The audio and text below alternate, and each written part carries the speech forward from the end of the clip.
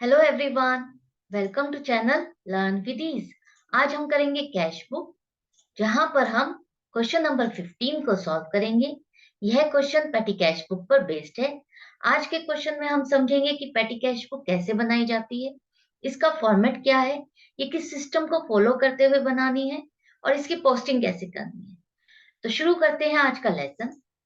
यहाँ पर कुछ ट्रांजैक्शंस दी गई है जिसे आपको पेटी कैश बुक में पोस्ट करना है, इम्प्रेस्ड सिस्टम को फॉलो करते हुए। इम्प्रेस्ड सिस्टम क्या होता है इसे समझो। एक एग्जांपल लो। मान लीजिए आपने अपने कैशियर को 1 अप्रैल को महीने की शुरुआत में 10,000 रुपए दिए हैं और उससे कहा कि आप जो भी बिजनेस से रिलेटेड छोटे खर्चे हैं, रोजमर्रा के डेली के जो खर्चे होते हैं कैश के, आप इसे महीने भर करोगे, मतलब कि 30 अप्रैल को तक आप इसका खर्चा करोगे 10,000 रुपए में से, और मुझे उसके बाद सब पैसे जो भी खर्च कर रहे हो उसका हिसाब दोगे।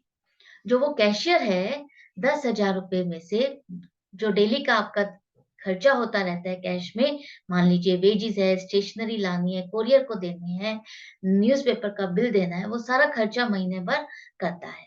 और आकर के 30 अप्रैल को देखता है कि अब उसने 7,500 रुपए खर्च कर लिए हैं, 10,000 में से 2,500 रुपए उसके पास बच गए हैं। महीने का एंड हो गया, जो कि फिक्स किया था टाइम। अब आपको उस कैशियर को उसका हिसाब आपको देना है।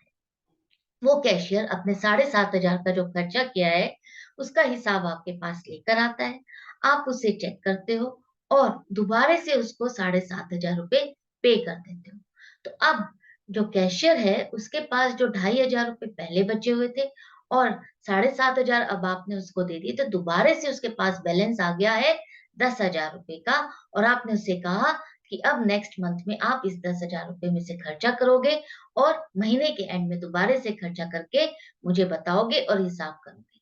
इस तरह का जो सिस्टम फॉलो किया जाता है कि आप एक अमाउंट देते हो एक पर्टिकुलर टाइम पीरियड के लिए खर्चे करने के लिए, और वो आपको हिसाब देता है और आप उस खर्चे का दोबारा से रिपेमेंट करते हो और उस बैलेंस को मेंटेन करते जाते हो, कैश के बैलेंस को। उसी सिस्टम को कहते हैं इम्प्रेस्ड सिस्टम।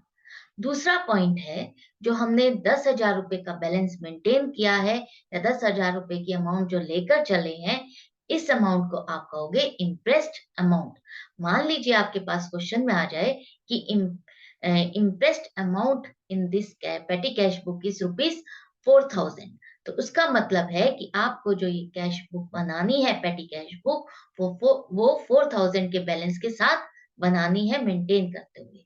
किस तरह से बनानी है, किस तरह से उसकी पोस्टिंग करनी है, वो मैं अभी आपको समझाऊंगी। पहले इसका फॉर्मेट देखो।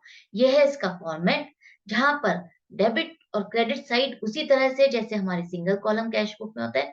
डेबिट साइड में आप रिसीट्स को बुक करोगे, जो कि लेफ्ट मोस्ट है, और उसके बाद है बीच में आपका क्रेडिट साइड, जहां पर आप पेमेंट्स का बुक करोगे।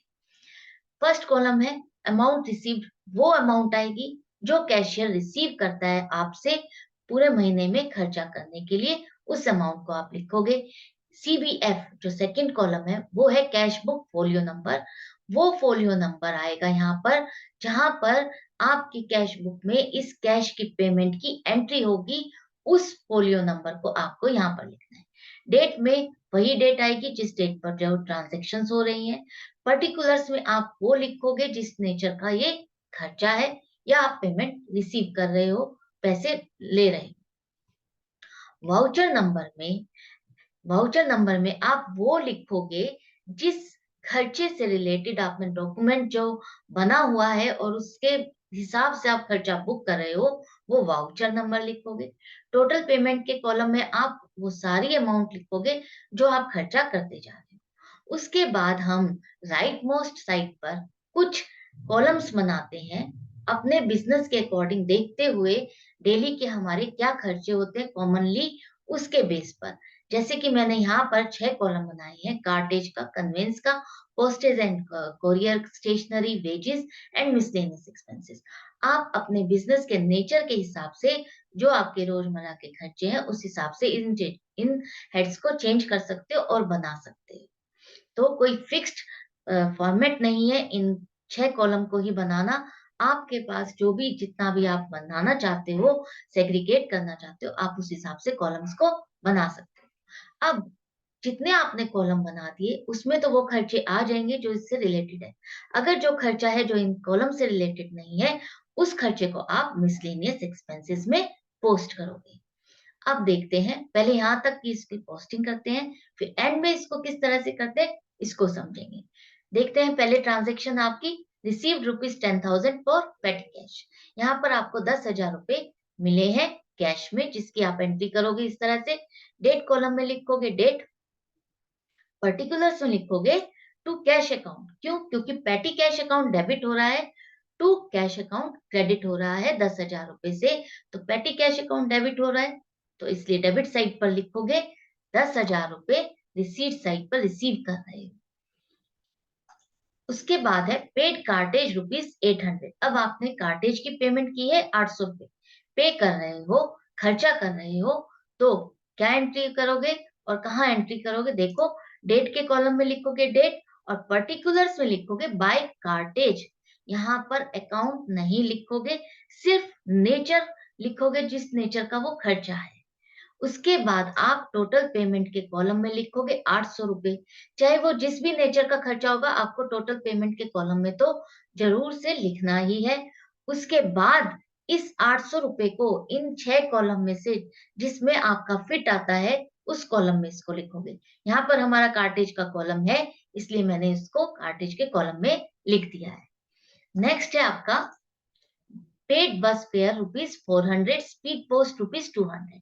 अब आपने 4 अप्रैल को बस का किराया दिया है 400 रुपए और स्पीड पोस्ट कोई पोस्ट कराया आपने 200 रुपए दिए हैं। 4 अप्रैल डेट लिखोगे, पर्टिकुलर्स में लिखोगे बाय बस फेयर या बाय कन्वेंस लिख दिया, वो भी रॉन्ग नहीं होगा, लेकिन बहुत अप्रोप्रिएट जो अमाउंट यहाँ पर जो खर्चा है उसी को लिखोगे, आप बाय बस फेयर लिखोगे। टोटल पेमेंट के कॉलम में लिखोगे 400 रुपए, और जैसा कि बस का खर्चा है, बस का किराया है, आने जाने का है, उसे हम कन्वेंस ही कहते हैं, तो हम इसको कन्वेंस के कॉलम में लिखेंगे 400 रुपए। इसके बाद भी अभी आपका स्पीड पोस्ट का खर्चा है 200 रुपए का, तो दोबारा से आप लिखोगे 4 अप्रैल बाय स्पीड पोस्ट लिखोगे, टोटल पेमेंट के कॉलम में लिखोगे 200 रुपए, और स्पीड पोस्ट का मतलब है पोस्टेज का खर्चा, तो पोस्टेज एंड कोरियर वाले कॉलम में लिखोगे 200 रुपए। आप जो भी दो खर्चे एक ही डेट को आते हैं उसे एक ही बार में आप इस तरह से नहीं लिखोगे by conveyance and speed post, इस तरह से नहीं लिखोगे। उसके लिए आपको पर्टिकुलर्स में अलग अलग ही लिखना होगा। नेक्स्ट है पेड फॉर स्टेशनरी ₹700। अब आपने कोई स्टेशनरी खरीदी 700 रुपए की, वो खर्चा है, तो बाय स्टेशनरी लिखोगे पर्टिकुलर्स में, टोटल पेमेंट के कॉलम में 700 रुपए, और स्टेशनरी का कॉलम हमने बनाया है इसलिए हम स्टेशनरी के कॉलम में लिखेंगे 700 रुपए। नेक्स्ट है आपका पेड फॉर कोरियर सर्विसेज ₹300।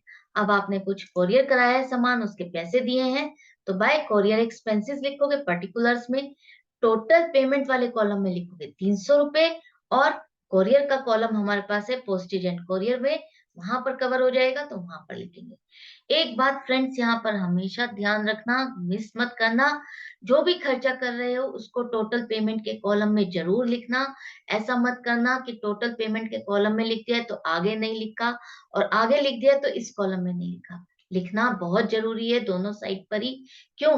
क्योंकि हमें इसका टोटल मैच करना है, टोटल पेमेंट का टोटल मैच करना है अपने इन 6 हेड्स के अंडर जो टोटल आएगा उससे। किस तरह से वो देखना अभी। उसके बाद है अब आपका खर्चा paid for taxi fare ₹800, wages ₹300। तो 9 अप्रैल लिखोगे डेट, टैक्सी फेयर है बाय टैक्सी फेयर लिखोगे, टोटल पेमेंट के कॉलम में 800 रुपए, और जैसा कि कन्वेंस है तो इसलिए कन्वेंस के कॉलम में लिखोगे 800 रुपए। अब वेजेस है तो वेजेस के लिए लिखोगे बाय वेजेस, और टोटल पेमेंट के कॉलम में लिखोगे 300 रुपए। वेजेस का कॉलम भी हमने बनाया है इसलिए वेजेस के कॉलम में लिखो 300 रुपए। नेक्स्ट है paid for wages ₹400, charity ₹500। Date लिखो, वेजेस पे किए हैं बाय वेजेस लिखो, टोटल पेमेंट के कॉलम में 400 रुपए लिखो, और वेजेस के कॉलम में लिखोगे 400 रुपए। अब फिर से आपने चैरिटी का भी पे किया है, दान किया है कुछ, तो बाय चैरिटी लिखोगे पर्टिकुलर्स में, 500 रुपए पहले लिखोगे टोटल पेमेंट के कॉलम में। फिर क्या ये आगे के 6 हेड में कवर हो रहा है? यहाँ नहीं हो रहा पर्टिकुलर, तो जो उस हेड में नहीं आ रहा उसे हम कहाँ लिखेंगे? मिसलेनियस में। इसलिए चैरिटी वाला खर्चा आप लिखोगे मिसलेनियस के हेड में। नेक्स्ट है आपका पेड फॉर न्यूज़पेपर बिल ₹600। अब आपने न्यूज़पेपर का बिल दिया 600 रुपए का, उसे लिखो बाय न्यूज़पेपर। टोटल पेमेंट के कॉलम में लिखो 600 रुपए, और न्यूज़पेपर का भी कोई हेड नहीं है इसलिए हम मिसलेनियस एक्सपेंसेस के कॉलम में लिखेंगे 600 रुपए। नेक्स्ट है आपका paid for soap ₹320, speed post charges ₹300। यहाँ पर साबुन खरीदी है, सोप खरीदी है, बाय सोप लिखोगे। टोटल पेमेंट के कॉलम में 320 रुपए, इसका भी पर्टिकुलर कोई हेड नहीं है। मिसलेनियस एक्सपेंसेस के कॉलम में लिखोगे 320 रुपए। स्पीड पोस्ट चार्जेस है 300 रुपए, फिर से लिखोगे बाय स्पीड पोस्ट 300 रुपए टोटल पेमेंट के कॉलम में। और ये आपका कहाँ कवर हो जाएगा? पोस्टेज वाले कॉलम में, तो वहां पर लिखोगे 300 रुपए। नेक्स्ट है पेड फॉर पोस्टेज ₹780। पोस्टेज खरीदी है, पे किया है कुछ, तो वहां पर लिखो आप बाय पोस्टेज। टोटल पेमेंट के कॉलम में लिखोगे 780 रुपए, और पोस्टेज एंड कोरियर वाले में कवर हो जाएगा ये आपका, तो वहां लिखो 780 रुपए। नेक्स्ट है paid for repair of chairs ₹500। अब आपने कुछ कुर्सियों की रिपेयर कराई है, वो खर्चा है आपका, तो यहाँ पर बाय रिपेयर लिखोगे। पेमेंट के कॉलम में लिखोगे 500 रुपए, और रिपेयर भी आपका कोई पर्टिकुलर हेड नहीं है, जिसे आप लिखोगे मिसलेनियस एक्सपेंसेस के कॉलम में 500 रुपए। नेक्स्ट है paid for refreshment to customers ₹900। अब आपने कस्टमर्स के चाय पानी का जो खर्चा दिया है उसको बुक करोगे, बाय रिफ्रेशमेंट लिखोगे। टोटल पेमेंट के कॉलम में लिखोगे 900, और इसका भी कोई हमने पर्टिकुलर कॉलम नहीं बनाया है, इसलिए उसको लिखोगे आप मिसलेनियस एक्सपेंसेस के कॉलम में। यहाँ पर अब आपने सारा खर्चा किया, कैशियर ने उसको पोस्ट कर दिया है। अब वो चेक करेगा अपना पर्टिकुलर पीरियड के बाद टोटल। हमने यहाँ पर टोटल किया, टोटल पेमेंट्स लिखोगे। यहाँ पर टोटल पेमेंट के हेड का टोटल आएगा 7800, और आपको सब हेड का, सभी कॉलम्स का टोटल करना है। कार्टेज है 800 रुपए, कन्वेंस 1200 रुपए, पोस्टेज एंड कॉरियर 1580 रुपए, स्टेशनरी 700 रुपए, वेजेस 700 रुपए, और मिसलेनियस एक्सपेंसेस है 2820 रुपए। ये 7800 का टोटल आपका मैच करना चाहिए इन 6 कॉलम के टोटल के साथ। अगर आपका ये मैच नहीं करता, इसका मतलब आपने कहीं ना कहीं कोई फिगर मिस कर दी है, कोई मिस्टेक कर दी है, तो उसको दोबारा से चेक करना। अब यहाँ पर जब आपने टोटल चेक किया, आपका ये क्रेडिट साइड का टोटल है 7800, डेबिट साइड का टोटल है आपका 10,000। तो 10,000 में से 7800 माइनस करोगे, तो इसका मतलब है आपके पास 30 अप्रैल को महीने के एंड में बाय बैलेंस सीडी लिखोगे, क्लोजिंग बैलेंस कितना बचा? 2200 रुपए बचा है। इसी बैलेंस को लेकर के और खर्चे का हिसाब लेकर के ही तो आपका कैशियर आपके पास आता है, और वो आपको बताता है कि उसने 7800 रुपीज खर्च कर दिए हैं 10,000 रुपए में से। यहाँ पर अभी ये क्वेश्चन कंप्लीट नहीं हुआ है। अब है इम्प्रेस्ड सिस्टम को किस तरह से फॉलो करते हुए आगे क्या एंट्री करनी है। 10,000 का आपको हिसाब लिख लिया, आपने बना लिया, ये हो गया। अब आप ओनर के पास गए, ओनर ने क्या किया? वो लिखेगा, सारा खर्चा देखेगा, चेक करेगा, और अब आप लिखोगे टू बैलेंस बीडी 2200 रुपए, जो कि आपके पास बचा हुआ है 1 मई को, वो आपको कहेगा जो आपके पास पैसा बचा हुआ है 1 मई को है आपके पास 2200 रुपए, वो बैलेंस। और जो वो 7800 जो आपने खर्चा किया उसको दोबारा से रीपे कर रहा है, तो टू कैश अकाउंट लिखोगे, और यहाँ पर रिसीव्ड वाले कॉलम में लिखोगे 7800। तो वापस वो कह रहा है अब आपके पास दोबारा से 10,000 रुपए हो गए हैं, अब आप यहाँ पर दोबारा से एंड ऑफ द मंथ मुझे खर्चा बताना। तो इस तरह से पेटी कैश बुक बनाई जाती है, मेंटेन की जाती है। आई होप ये क्वेश्चन आपको समझ में आ गया होगा। नहीं आया है तो बने रहिए, क्योंकि आगे अभी हम और भी क्वेश्चन सॉल्व करने वाले हैं पेटी कैश बुक के बेस पर। कोई डाउट है तो आप मुझसे कमेंट बॉक्स में लिख करके पूछ सकते हैं। जाने से पहले चैनल को सब्सक्राइब कर दीजिए, लाइक कीजिए, शेयर कीजिए अपने फ्रेंड्स के साथ, बेल आइकन को प्रेस कर दीजिए ताकि नोटिफिकेशन मिल जाए आपको वीडियो डलते ही। मैं मिलूंगी आपके साथ आपसे नेक्स्ट वीडियो में नेक्स्ट क्वेश्चन के साथ। Till then goodbye, take care.